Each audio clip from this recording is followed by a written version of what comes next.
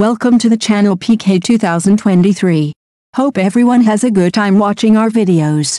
Manchester United takeover, Sky Sports News chief reporter Kaveh Solhekol answers your questions.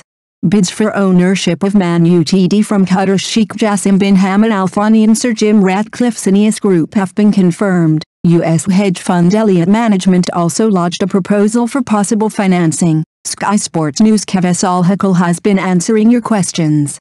A potential takeover of Manchester United continues to dominate the sports news agenda. Bids for ownership of the club from Qatar's Sheikh Jassim bin Hamad Al Thani and Sir Jim Ratcliffe's Ineos Group were confirmed on Friday, while it was revealed on Saturday that US hedge fund Elliott Management also lodged a proposal for possible financing. But is this a full takeover? Will United's current owners, the Glazer family, sell the club completely? What could this mean for spending in the summer transfer window? And when will we know the outcome? You've been sending in your questions and Sky Sports News chief reporter Kaveh Solhekol has been answering them. We've picked out the best ones below. Qatar the favorites takeover ideally completed by summer. Q. Who do you think is most likely to be successful with their bid? KS. I think at the moment the Qataris are out in front. My understanding is they are confident and they have the best bid on the table, not just in terms of price, but also their vision for the club and the team, and how they'd invest in the men's and women's teams, the stadium and local regeneration. You would have to say the Qataris are the favorites. They have the money to do the deal and they were confident there will be no issues with UEFA in the Premier League. Q. When will a deal for the club be decided? KS. I think ideally it would suit all parties to make sure it's done before the end of the season. From United's point of view, it wouldn't make sense to go into another transfer window without the ownership being settled, because the Glazers aren't going to want to spend money in the window without knowing if they were staying or leaving, but it all depends if they really want to sell. Q. When will we know who the preferred bidder is? KS. If there are only two bidders to buy the club outright, then it shouldn't take too long for Rain and the Glazers to give them full access to the club's accounts. As of Monday morning, the bidders haven't heard back from Rain, and you have to bear in mind that New York is 5 hours behind the UK. Q. Can Ineos compete with Qatari funds? KS. The simple answer to that question is no. The Qataris have almost unlimited funds, but the distinction is they only have unlimited funds if you consider this to be a state-backed takeover bid. We're being told that Sheikh Jassim bin Hamad Al Thani is acting in a personal capacity and he will not overpay for United. It depends what the Glazers want, they won't drop price. Q. Can US hedge fund Elliott Management give the Glazers what they want?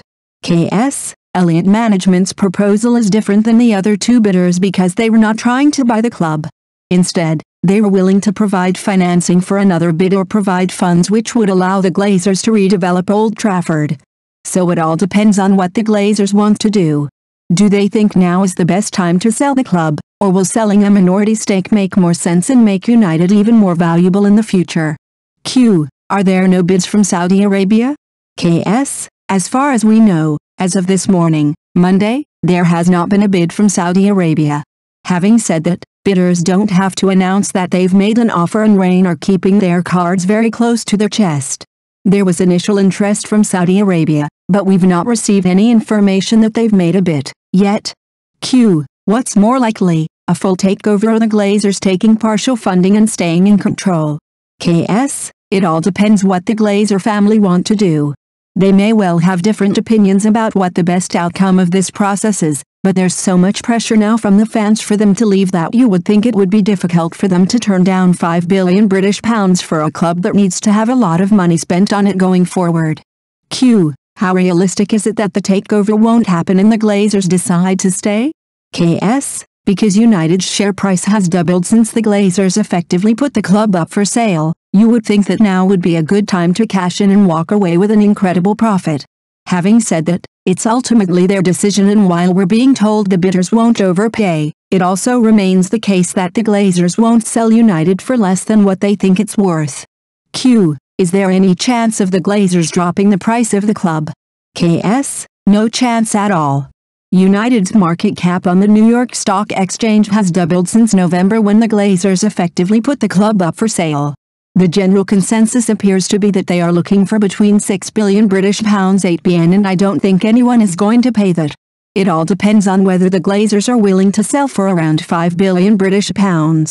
Q. Do you think Gary Neville could be right in saying the Glazers might prefer an investment rather than a sale? KS, Gary Neville could be right, but the Glazers appointed Rain to run this process and they have invited bids for the club. 2 compelling offers have been made, but the Glazers need to decide what they want to do. A big section of United fans have been campaigning against them from even before they bought the club. The Glazers have to decide if now is the best time to sell, because, make no mistake, United needs a lot of money spending on it. They've got to decide whether they want to be front and center of a rebuilding job that will take years. Sheikh Jassim would clear debts, no sign of Elon Musk interest. Q. Will United's debts be written off by the purchase of the club, or will they still be there when new owners take over? KS. The Qataris are committed to wiping out all United's debts. The Glazers bought United in a £790 million leveraged buyout in 2005, and the debt they loaded onto the club still stands at £515 million. Don't forget as well that the takeover has cost United more than £1 billion in interest and dividends. As far as the Qataris are concerned, there would be no loans, no debts, no dividends, and any profits would be reinvested in the club and local community. As far as Sir Jim Ratcliffe's Ineos Group are concerned, no debts would be loaded onto the club if they are successful in buying it. Q. Would Sir Jim Ratcliffe really have the funds to do all of this along with buying the club outright? KS. Sir Jim Ratcliffe is confident he has the funds in place to transform United on and off the pitch. Obviously, you would expect him to spend less on the club going forward than the Qataris, but throwing money at a problem isn't necessarily always the best solution. That's not suggesting the Qataris would just throw money at United. I think their vision for the club is more than just a quick fix. Q. Is Elon Musk really in the running, or is this just another rumor? KS. Elon Musk has always been a wild card in all this. There was a report in the Daily Mail last week saying he was considering making an offer, but he's been uncharacteristically quiet on any interest, and we haven't heard anything about him making a bid. He claims to be a United fan and could easily access the funds to buy the club. But he said last week that he's already got enough on his plate at the moment with Tesla, Twitter and SpaceX. Significant funds available for transfers, young players the focus. Q. Would a sale be likely before the summer transfer window? KS. That would be the ideal situation for everyone concerned. After only making loan signings in January, United are expected to be busy in the summer. Ideally, Erik ten Hag needs to know who's going to be signing the checks.